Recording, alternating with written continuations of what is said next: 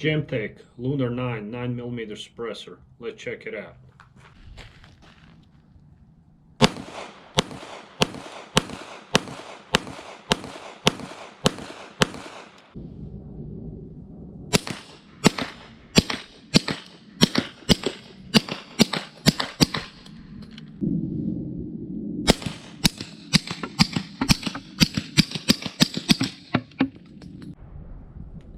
So we shot Gemtech Lunar 9mm suppressor.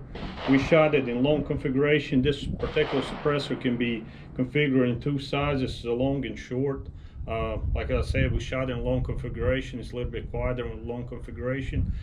We used the Shadow Systems MR920 pistol with threaded barrel to shoot it. It's basically Shadow Systems version of Glock 19, the same size as Glock 19.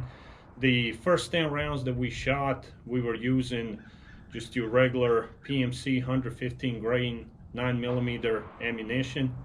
The second 10 rounds that we shot was the same ammo, 9mm 115 grain, except that the second time we used it, we shot it with suppressor.